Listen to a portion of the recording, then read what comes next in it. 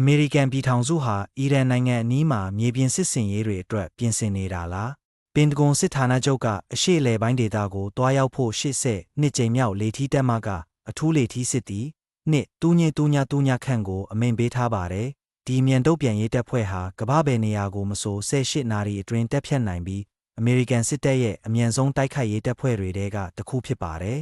အီရန်နဲ့စစ်ပွဲတွေပုံမပြင်းထန်လာချိန်မှာဒီတက်ဖြတ်မှုကဝါရှင်တန်ကိုနောက်ထပ်စစ်ရေးရွေးချယ်စရာတွေပေးစွမ်းနိုင်ပြီးတန်တမန်ရေးရာဆွေးနွေးမှုတွေကိုလည်းဆက်လက်လှုပ်ဆောင်နေစေဖြစ်ပါတယ်ဒီတပ်ဖွဲ့တွေကိုအီရန်ရဲ့တိုက်ခိုက်နိုင်တဲ့အကွာအဝေးအတွင်းမှာနေရာချထားနိုင်ပြီးပါရှန်ပင်လယ်ကွေ့ကအီရန်ရဲ့အဓိကရေနံတင်ပို့ရာဗဟိုချက်ဖြစ်တဲ့ခတ်ကျွန်းလိုအဓိကနေရာတွေကိုလုံခြုံရေးယူဖို့စစ်စင်ရေးတွေကိုအထောက်အကူပြုနိုင်ပါတယ်ဒီကျွန်းဟာမကြသေးမီကအမေရိကန်ရဲ့လေကြောင်းတိုက်ခိုက်မှုတွေရဲ့ပြစ်မှတ်ထားခြင်းကိုခံခဲ့ရပါတယ်။တစ်ချိန်တည်းမှာပဲအမေရိကန်မရိန်းတပ်သားထောင်ပေါင်းများစွာဟာအဲ့ဒီဒေသကိုဦးတည်သွားနေကြပြီးပလီပခတ်စတင်ချိန်ကစလို့ဆေလွတ်ခဲ့တဲ့အမေရိကန်မြေပြင်တပ်ဖွဲ့ဝင်စုစုပေါင်းရေအတွက်ဟာခုနှစ်3.3နီးပါးရှိလာပြီဖြစ်ပါတယ်။ကမ္ဘာအရေးအကြီးဆုံးရေနံလမ်းကြောင်းဖြစ်တဲ့ဟော်မုတ်ရေလက်ကြားကနေဖြတ်တန်းသွားလာမှုတွေကိုအီရန်ကထိရောက်စွာအနှောင့်အယှက်ပေးနေတာကြောင့်စစ်ဘက်ဆိုင်ရာစီစဉ်သူတွေဟာအခုအခါမှာအခြေအနေမျိုးအတွက်ပြင်ဆင်နေကြပါတယ်။အဲ့ဒီထဲမှာတင်မောလန်းကျောင်းတွေကိုကာကွယ်ပေးတာအမေရိကန်စစ်အခြေစိုက်စခန်းတို့